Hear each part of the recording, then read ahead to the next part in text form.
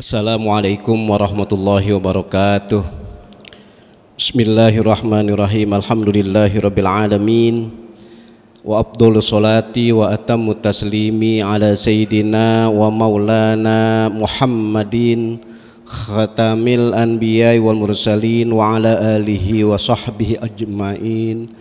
Rabbi shrah li sadri wa yassir li amri wahlul 'uqdatam min lisani yafqahu qawli wala haula wala quwwata illa billahil aliyil azim. Amma ba'du. Hadirin bapak-bapak, saudara-saudara jamaah Masjid Jami Darul Ilmi STIK PTIK yang berbahagia, dalam kesempatan siang kali ini, dalam hari Senin pertama di bulan Maret, saya akan baca satu hadis yang ada dalam kitab Bulughul Maram karangan Imam Ibnu Hajar Al-Asqalani. Hadis ini datangin dari sahabat Nabi yang bernama Utsman bin Affan. Wa an Utsman bin Affan radhiyallahu taala anhu qala kana Rasulullah sallallahu alaihi wasallam iza faragha min dafnil mayit waqafa alaihi wa qala istaghfiru li akhikum was'alu lahu tathbit fa innahu al-an yus'alu. Rawahu Abu Dawud wa shahahu al-Hakim. Bapak-bapak, saudara-saudara, hadis ini datangnya dari sahabat Nabi yang bernama Utsman. Kalau dalam kitab ini datangnya dari sahabat Utsman ya, tapi kalau nama aslinya adalah Utsman bin Affan. Dan hadis ini adalah diriwayatkan oleh Imam Abu Dawud dan salah satu ulama hadis yang bernama Imam Al-Hakim menstatuskan hadis ini adalah hadis yang sahih, artinya hadis yang autentik. Cerita sahabat Utsman bin Affan begini, karena Rasulullah sallallahu alaihi wasallam iza faragha min dafnil mayit waqafa alaihi. Kalau ada redaksional hadis seperti ini, cerita kemudian ada fi'il madinya kana, langsung fa'ilnya Rasulullah, menandakan perbuatan atau ucapan di dalam hadis di sini selalu dikerjakan oleh Nabi, istimror. Jadi bukan kadang-kadang, akan tapi selalu. Nah, inilah salah satu keilmiahan ketika kita ngaji hadis. Kalau ada satu riwayat yang menggunakan kata-kata kana Rasulullah, kemudian iza faragha dan seterusnya, menandakan pekerjaan itu atau ucapan itu selalu diucapkan oleh Nabi. Apa yang diucapkan oleh Nabi ketika selesai menguburkan jenazah? Ini cara spesifik akidah juga, fikih juga ini. Selesai menguburkan jenazah, Nabi bersabda, istaghfiru li akhikum. Mohonkan ampun atau istighfar buat orang-orang atau saudara-saudara kalian. Dari kalimat ini, istaghfiru li akhikum, Nabi mengajarkan kepada kita, orang yang sudah wafat, orang yang sudah mati, itu kita sangat-sangat dianjurkan untuk memohonkan ampun atau mendoakan agar orang yang sudah meninggal itu diampuni kesalahan dan dosanya. Yang sangat menarik bahwa Bapak saudara-saudara, ini sangat ilmiah nih. Nabi nyebutnya istaghfiru li akhikum. Orang kalau sudah meninggal, siapa aja nih, ya cepat atau lambat hukum alamnya, kausalitas, kita pun akan wafat, kita pun akan mati. Itu Nabi nyebutnya istaghfiru, mohonkan ampun li akhikum, saudaramu. Bahasa-bahasa yang disebut li akhikum, saudaramu, itu adalah saudara seiman, saudara seagama. Maka intinya orang Islam yang masih hidup wajib mendoakan orang Islam yang sudah mati. Hukumnya wajib. Jadi bukan berarti anjuran lagi, akan tapi hukumnya adalah wajib orang yang hidup mendoakan orang yang sudah mati. Yang disebut wajib itu kalau orang yang sudah mati beragama Islam. Kalau non muslim nggak ada kewajiban kita mendoakan non muslim. Bahkan cara ngaji akidah nggak boleh. Satu dalil kewajiban, kalau orang Islam yang masih hidup wajib mendoakan orang Islam yang sudah mati atau wafat adalah sholat jenazah. Maka sholat jenazah itu hukumnya fardu kifayah. Intinya berarti fardu kifayah, kalau ada satu saja orang Islam menyolatkan jenazah yang beragama Islam juga, itu gugur. Tapi kebalikan, satu saja orang Islam enggak ada yang nyolatin jenazah orang yang beragama Islam, maka semua orang Islam yang ada sekitar di situ berdosa. Itu dalil pertama. Orang hidup wajib mendoakan orang yang sudah mati. Bahasa Jawanya sopone wong, siapapun orang Islam itu, entah saudara kita, orang tua kita, kerabat kita, teman kita, bahkan tetangga kita. Pokoknya kalau orang Islam mati, maka orang Islam yang ada sekitar situ hukumnya adalah fardu kifayah untuk mendoakan alias menyolatkan. Udah, itu dalil pertama. Dalil kedua, secara khusus aja, ini kebetulan saya Jumat kemarin khutbah di masjid ini juga. Itu khotib kalau tidak mendoakan orang Islam di dalam khutbahnya, maka nggak sah khutbah Jumat. Kalau khutbah Jumatnya aja saja nggak sah, bahasa saya ini Jumat, maka tidak akan sah juga. Khutbah Jumat tidak ada doa buat orang Islam, maka sholat Jumatnya pun tidak sah. Makanya khotib itu salah satu rukunnya, bahkan rukun terpenting, wajib mendoakan orang Islam. Allahumma gfir lil muslimin wal muslimat, mukminin, mukminat. Apa yang sudah mati aja? Enggak. Al ahya'i minhum wal amwat, baik yang masih hidup maupun yang sudah mati.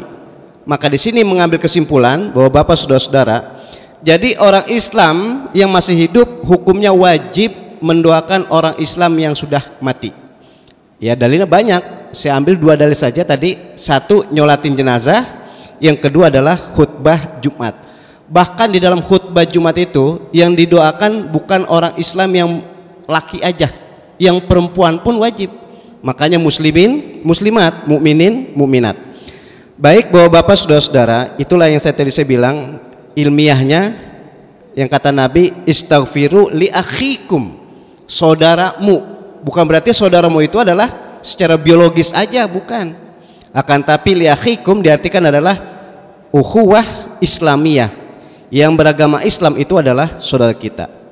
Baik Bapak saudara-saudara, itu kesimpulan pertama. Jadi kalau orang sudah mati itu kita doakan buat beliau-beliau.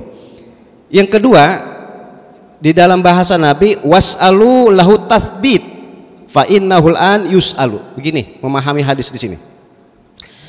Orang hidup kayak kita ini fisik sama ruh masih nyatu. Tapi orang yang sudah meninggal itu ruh dan fisiknya berpencar. Makanya ada keterangan dari Imam Baydawi. Imam Baydawi itu Syafi'i madhab, ahli tafsir yang bermazhab Syafi'i.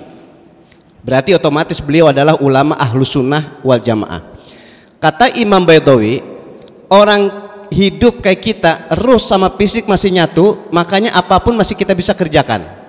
Bahkan seluruh anggota fisik kita dari ujung pala sampai ujung kaki masih berfungsi, karena ruh sama fisik masih menyatu.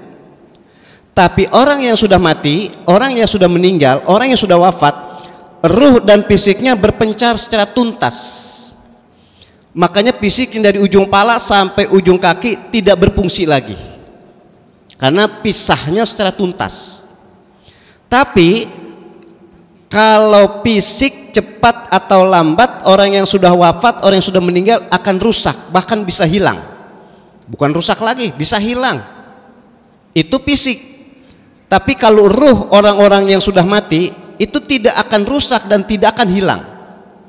Maka di sini keilmiahannya, Nabi menyuruh, memerintahkan kepada kita mendoakan orang yang sudah mati, termasuk memohonkan kepada Allah Subhanahu wa taala agar orang yang mati hatinya ditetapkan beriman.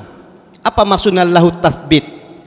Berarti kalau kita mendoakan orang yang sudah mati bukan kepada fisiknya lagi, bukan kepada badannya lagi, bukan kepada jasadnya lagi, akan tapi kita doakan kepada ruhnya. Maka sangat populer kalau orang yang sudah meninggal kita sebut ruh atau arwah, menandakan orang yang sudah meninggal, iya oke juga fisiknya akan rusak bahkan hilang, tapi ruhnya tetap hidup. Ya termasuk ini bapak-bapak, saudara-saudara, termasuk saya di sini. Andai kata orang tua kita sudah wafat, bapak ibu kita, saudara kita, kerabat kita, pokoknya yang sudah wafat, Bisa jadi fisiknya sudah tidak ada di dalam kuburan, atau bisa jadi rusak. Tapi kalau ruhnya tetap hidup, tetap mengetahui apapun aktivitas yang anak-anaknya, cucu-cucunya lakukan. Nah inilah keilmiahan, sehingga kata Nabi was'alu lahu tathbit. Intinya orang yang sudah wafat mudah-mudahan ketetapan hatinya tetap beriman kepada Allah Subhanahu wa taala. Ini kedua. Berarti orang yang sudah wafat bukan berarti mati habis-habisan, enggak ya. Yang rusak itu, yang hilang itu cuma fisiknya, akan tetapi ruhnya tetap hidup. Yang ketiga, yang terakhir, kesimpulan hadis di sini begini, bahwa Bapak saudara-saudara yang kami muliakan. Nabi itu kalau melakukan sesuatu atau Nabi mengucapkan sesuatu, itu memang dihukumi oleh ulama fikih, ada nanti namanya wajib, ada nanti namanya sunnah, atau mungkin makruh. Nah, di dalam kaitan aktual secara hadis di sini, Nabi dalam bentuk perintah, di dalam bentuk ucapan seperti ini, itu yang populer namanya setelah ba'da dafnil mait, ya, setelah menguburkan jenazah, namanya talqin. Maka sangat populer istilah talqin. Talqin itu intinya seorang yang meninggal, seorang yang mati setelah dikuburkan itu dibacakan talqin. Nah, talqin itu intinya mengajarkan, membimbing orang yang mati ketika akan ditanya oleh malaikat tentang masalah kehidupan di dunia. Makanya kata Nabi, fa innahul an yus'alu. Nah, berarti talqin itu setelah dikuburkannya seseorang itu hukumnya sunnah, bukan wajib. Mendoakan orang mati wajib melalui sholat jenazah. Mendoakan orang mati wajib ketika khutbah Jumat, tapi talqin ini tidak wajib.